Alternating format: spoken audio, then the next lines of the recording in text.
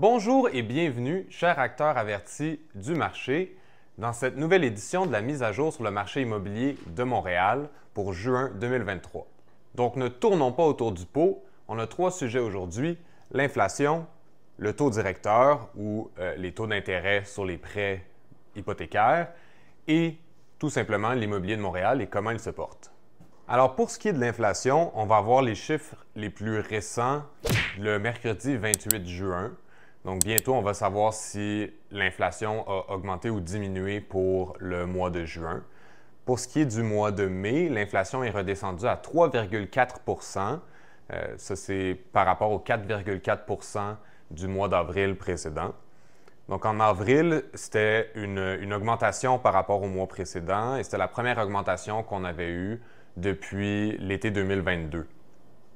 Maintenant, 3,4 d'inflation, c'est la plus basse inflation qu'on a eue depuis juin 2021.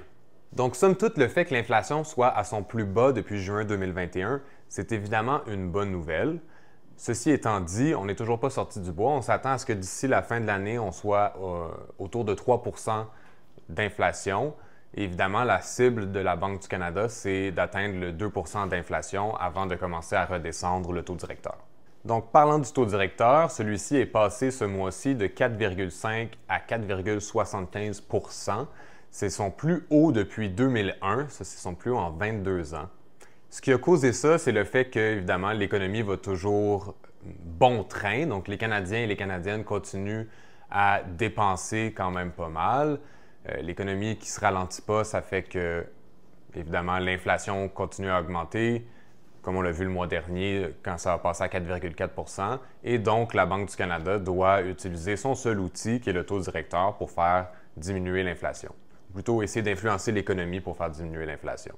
D'ailleurs, plusieurs économistes, dont ceux de Desjardins, s'attendent à ce que la Banque du Canada annonce une nouvelle hausse du taux directeur pour l'amener à 5 le 12 juillet.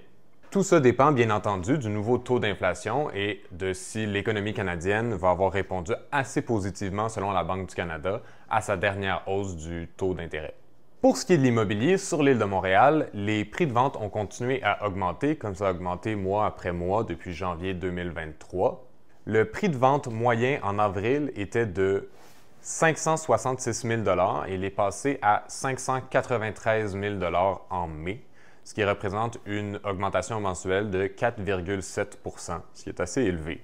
Pour nous mettre en contexte, trimestriellement, donc dans les 3 derniers mois, les valeurs immobilières à Montréal moyennes ont augmenté de 11 %.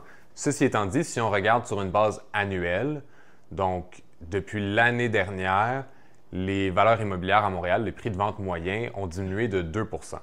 Donc, on est encore dans la correction, dans la mesure où les valeurs n'ont pas atteint leur sommet de l'année dernière, n'ont pas retrouvé leur sommet de l'année dernière. Ceci étant dit, la tendance est vers la hausse. Pour ce qui est d'autres indicateurs, le nombre de transactions continue à augmenter mois après mois. Ceci étant dit, c'est un effet saisonnier qui est tout à fait normal. Évidemment, durant l'été, il y a plus de transactions, particulièrement plus le mois de juillet approche, plus le 1er juillet approche. Pour ce qui est du nombre de nouvelles constructions, le nombre de nouvelles constructions a diminué de 23 % dans le dernier mois, ce qui nous indique évidemment par rapport au futur qu'on va continuer à être en déficit d'inventaire, qu'il n'y aura toujours pas assez de propriétés pour loger les Montréalais, les Québécois, les Québécoises. Donc voilà, c'est tout pour ce mois-ci. Un portrait assez rapide. J'espère que ça vous aura informé et je vous revois le mois prochain. Merci beaucoup.